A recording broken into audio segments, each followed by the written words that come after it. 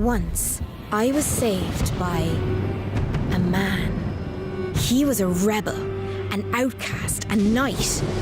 Oh, even a sorcerer, if you can believe it. He had this crazy notion about beasts, how to fight them. I think he called them witchers. Where Dandelion was a close friend to Geralt, Alzur had Galanthea, a bard living around 940 presumably till somewhere in the early 11th century. From a very young age, Galanthea was part of a travelling circus going around Temeria to provide entertainment wherever they could afford it. The actors and entertainers were her family, and she cared deeply about them. That was at least until her life was turned upside down. While travelling the countryside, which was her journey they made often, something happened. It was a cold, early morning. Some of the entertainers were still drunk from the night before, as a layer of mist hung over the landscape. It made for a beautiful sight, and the woods were set to look ethereal. Everything was pretty quiet, besides the few drunken actors named Joel and Elba, who were jesting loudly. Right then was when Galanthea's life was changed forever. The birds stopped chirping, the breeze fell still, and the mist grew thicker, obstructing everyone's view. At first, a few men laughed at the situation, but that quickly ended once shadows dove down from the sky. The joy and laughter turned into screams of pain, fear and agony. Galanthea quickly dove down below onto carts to hide from the flying terrors. She was just a child, cowering out of fear in the wet mud, while hearing everyone she'd ever loved and held dear being killed by these flying beasts. Eventually, she would hear no more screams, and all she heard was the monstrous cawing of these beasts, while she was still in the mud below the cart. Suddenly there was a thud. One of the beasts had landed on top of the cart she was hiding under. She could see the scaly tail of the beast, and out of despair, Galanthea started to pray. Right then, when she started her prayer, a bolt of light flashed through the air and struck the beast that was on top of the cart. More followed, as the lightning hit every one of the flying terrors, turning them into explosions of gore. The smell of burnt meat filled the air, as from the mist appeared the man who had just saved Galanthea. Alzur. Galanthea was saved by Alzur, yet he did not take her with him to become a witcher. Instead, the two would soon split ways. We don't know if Alzur at this point had yet started his creation of witchers, as Galanthea could possibly be older. That's why I say she might be from 940, as that would mean that she was born before witches were created. But shortly after losing everything, she became alone in the world. Galanthea became Snowdrop. She wanted to preserve the memory of those who had fallen, and the best way to do so, she found, to be through songs and ballads. Her songs and tunes brought joy to many people, in times when they heavily needed it. A plague would sweep the north, and while people were deeply hurt and feeling awful because of the pain, her songs were able to make them smile again for a bit.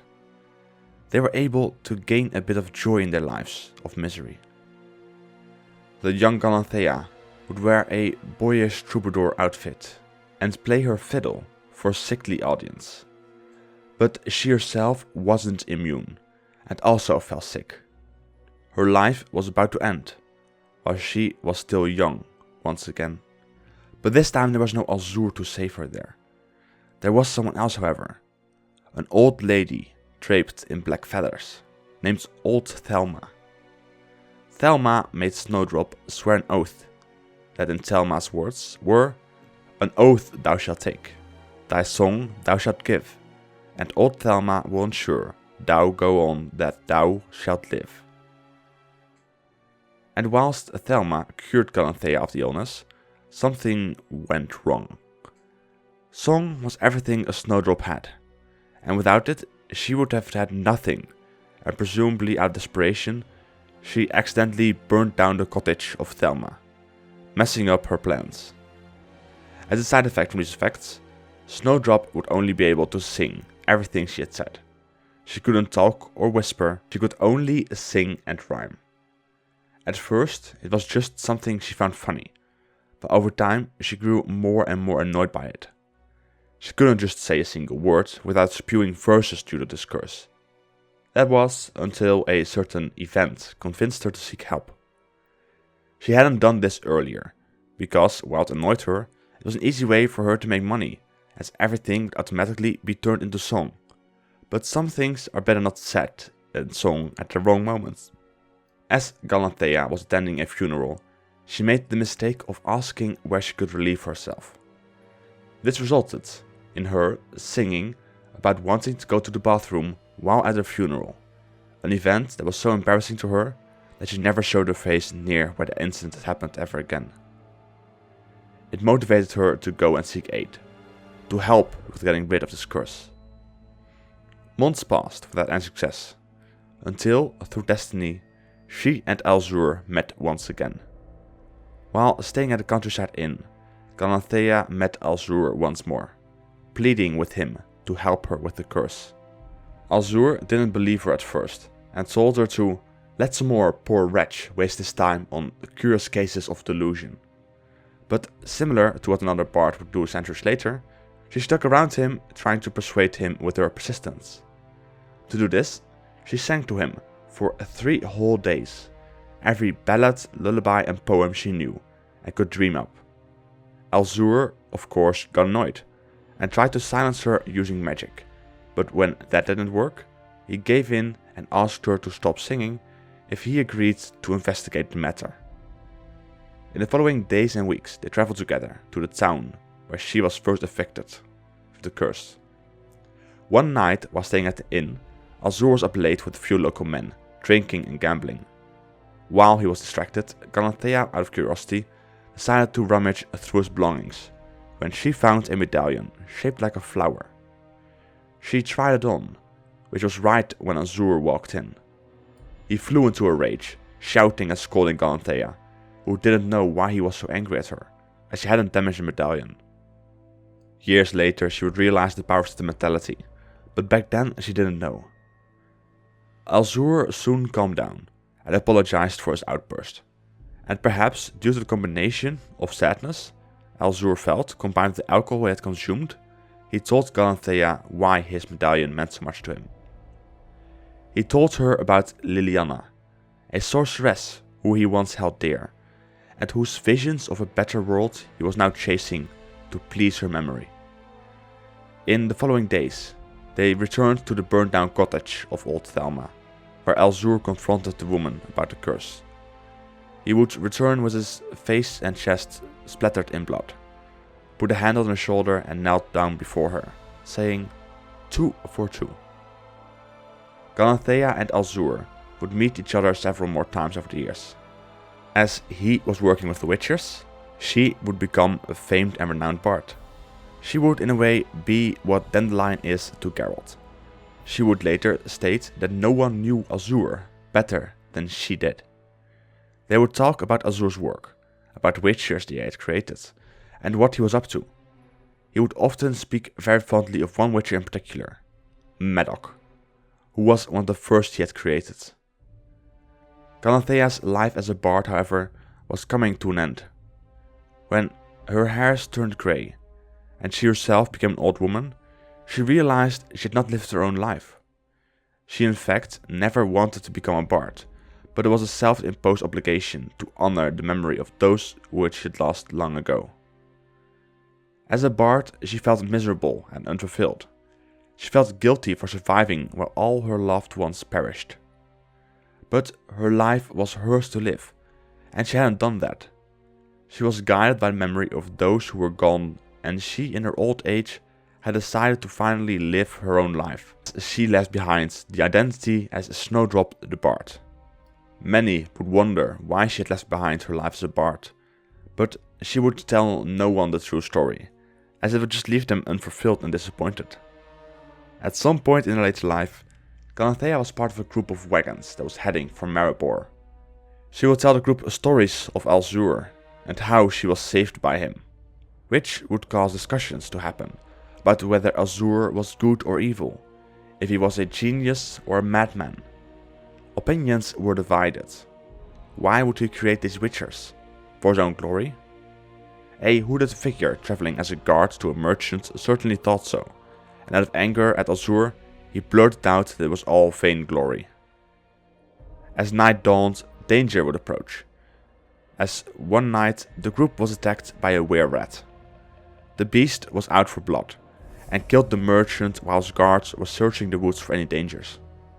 The beast saw Galanthea out in the open, and was heading towards her, and suddenly the hooded guard came back and attacked the were-rat, killing it before it could hurt Galanthea. She knew that he was Madoc. She had recognized him from what Alzur had told her, yet she would keep it a secret for a short while. She and Madoc talked, for a bit, as she thanked him for saving her. They would split ways for a short while, as Madoc went ahead to scout for more monsters, while Galanthea stayed with the group. She and the group would soon be captured by a group of peasants, and they would be locked up in the cellars inside of a tavern, just outside Maribor, called Double Cross, after Alzur's famous spell. For a second time, Galanthea would be saved by Madoc, and this time he said the exact same words as Alzur had many years ago. 2 for 2. Galanthea and Madoc talked after she was freed, and she tried to convince him to live his own life, and to not spend almost all of it being controlled by anyone other than yourself. He could do so much as a witcher, and she tried to make him see that before it was too late.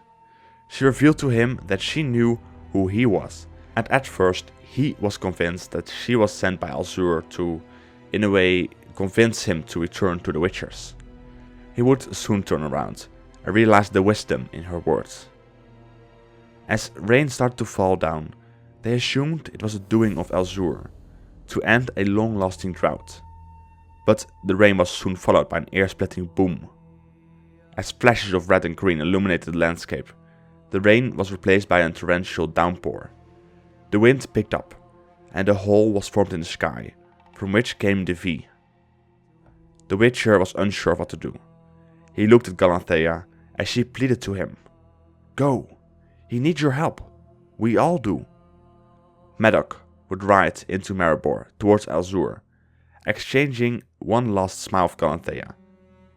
She presumably survived the events that day, but she was already old, and didn't have any slowed down aging, so she's almost guaranteed no longer to be alive during the current time in The Witcher, as she lived more than 250 years ago.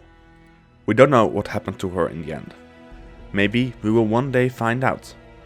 I just want to quickly mention that some parts of the story were happening in her nightmares, which I saw as a reflection of her memories. So I tried to make them a bit more accurate and to fit them where they were supposed to in her story. But some events concerning her curse might have happened in a different order. For example, the hut may have burned down later. It's not very clear, as she told Madoc she would later talk to him about what happened, but Madoc presumably died while fighting the V. But what do you think about Galanthea? Till the next video. Bye.